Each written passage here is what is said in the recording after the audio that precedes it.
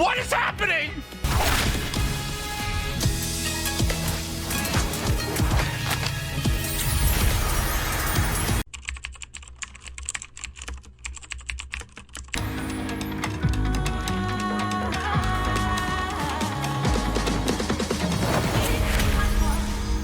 So, I guess I have to start making Street Fighter videos. You see, you don't understand the significance of Terry and Mai being in Street Fighter 6. This is already opening up a new game we've wanted for years. And Bison looks like a fun time, and although I can't wait to make a video on these guys, I do want to pay respects to one of the progenitors of broken gameplay and being a hidden fighting game boss.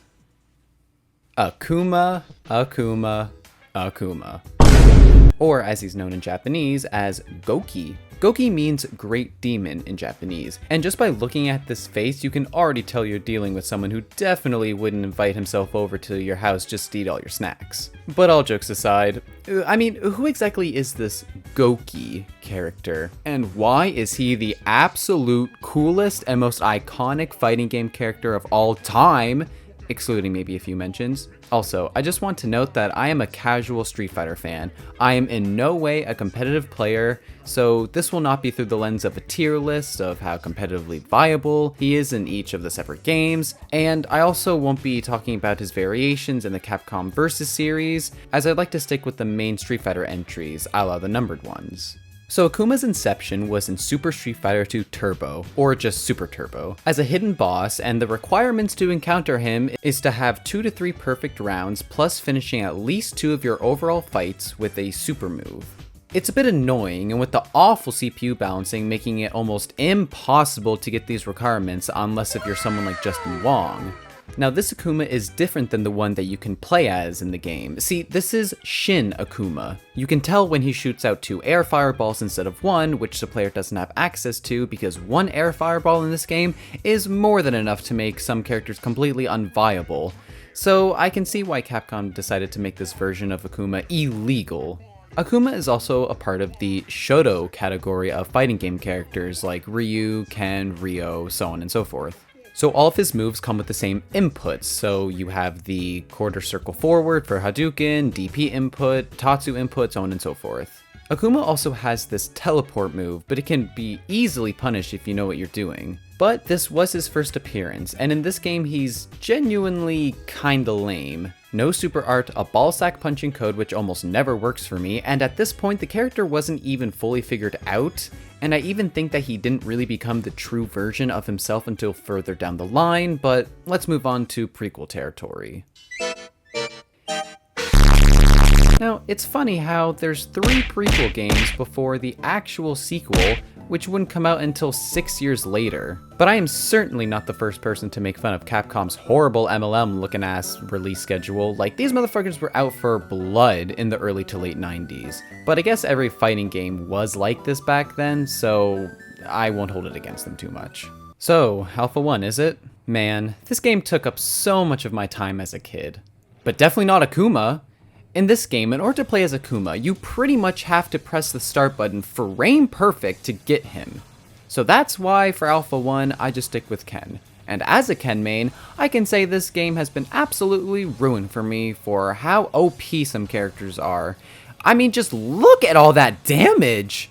Like, they clearly had to have been on some crunch time here. Ain't no way that was intentional. Akuma this time is downright nasty within this game, and he has the bread and butter, the PB&J, the oh fuck look at him move to holy shit he can combo off an air fireball? This Akuma also has supers for the first time, and he gets access to his signature super move, Raging Demon, which when performed usually takes about half of the opponent's health. Sheesh! Demon Boy saved some health for the rest of us. But it's not until the sequel where we get a much cleaner rendition of Akuma. This time in Alpha 2, his normals are still good, but you can't combo off them as easily. At least not chaining them into other normals. His special moves aren't as strong as they were in Alpha 1, but...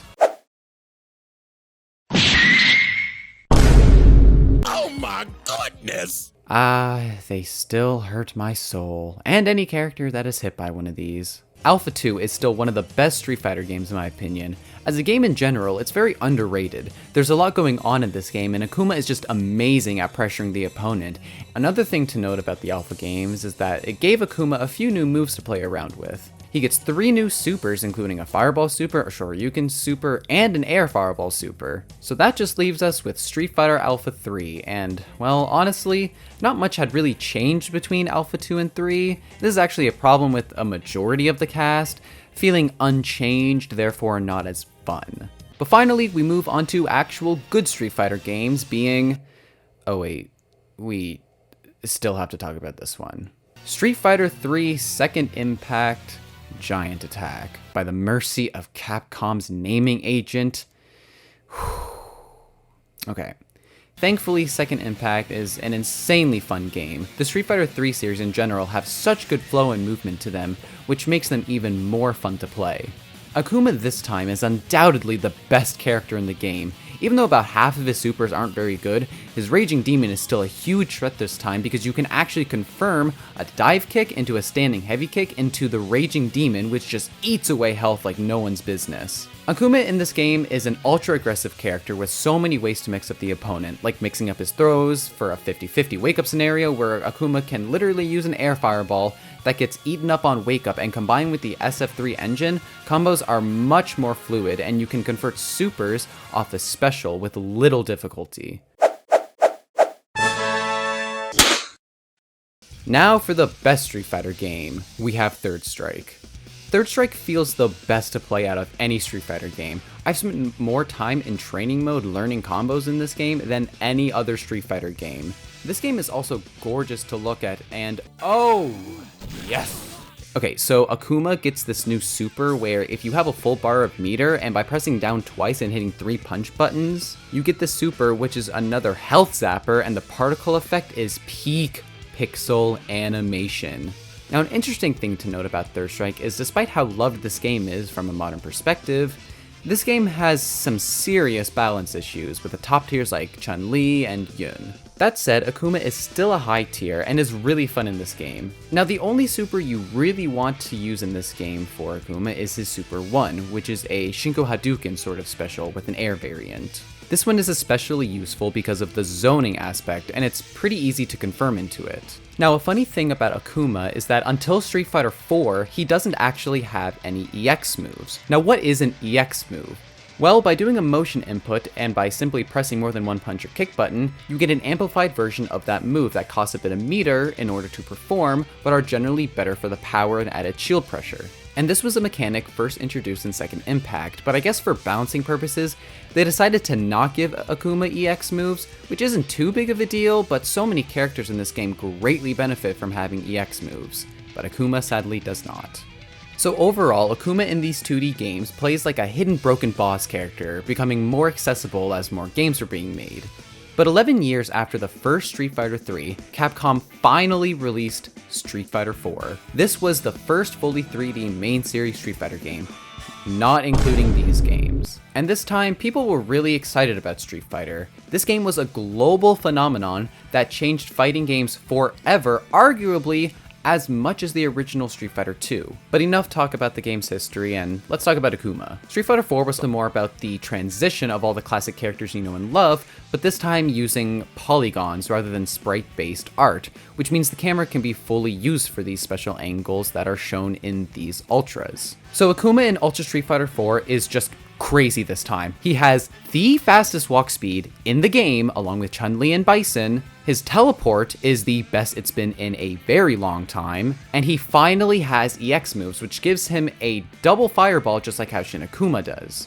Now, one of the major things said about Akuma in this game is that he is very difficult to play. Now, this can be said about most Akumas throughout the series, but this one is like really true. Street Fighter 4 has to be, without a doubt, the hardest game in the series, with focus attacks, canceling those said focus attacks, plinking, pianoing, multiple frame 1 links into multiple frame 1 links, the list goes on. Akuma is also good at mixing up the opponent with the just insane amount of moves he has access to. He also has one of the best dive kicks in the game. Yes, Street Fighter 4 was infamous for these type of moves. Really safe, easy to combo off of, and it made a lot of characters absolutely broken, like Rufus and Yun, and Akuma is great because of this. Akuma's new Ultra Supers are a badass, more animated Raging Demon. He still has his regular one you can do after filling out your Super Meter, but the Ultras are a little bit cooler, of course. Like I said, he has a better Raging Demon, and his Ultra 2 is this weird Tatsu kick thing that is really hard to hit because of the wacky hitbox. Yeah, no wonder why nobody uses this. So now we move on to Street Fighter V, and oh dear lord, what is that? Yeah, Mega Man, we have a problem here. What in the Lion's King main is this beast? Yeah, I think we'll just leave out Street Fighter V Akuma for this one. I'm sorry, but I couldn't bring myself to re-download Street Fighter V, so we have Street Fighter VI instead. So yes, we finally made it to the latest release of Akuma. And yes, I was very hyped for this, even though the hair scared me. Thankfully though, I can say this is the Akuma that 30 years of evolution has led to, and here's why. So Akuma actually has some differences in this game to make him stand out from the list of other Akumas. First thing you might notice when playing the character is that he doesn't have an air fireball. Oh wait, never mind, he still has them, thank god. You just have to be in a forward jump instead of any jump you wanted.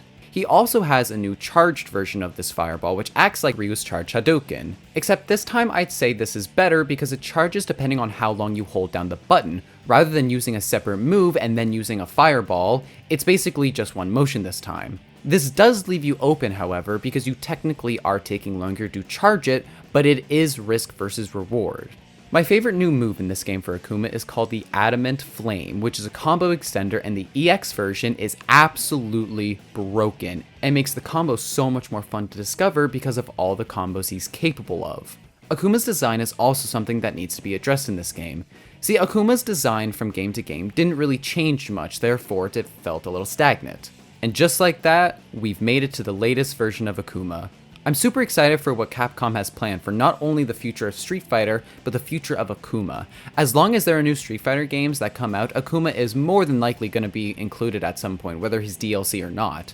But I also like looking back at how simple Akuma really was back in his inception. No super, classic combos that don't work too well, to having a much better toolkit, yet lacks a little of what makes other characters so great. But once Akuma could properly shine, he has become one of the most fun fighting game characters I have ever played.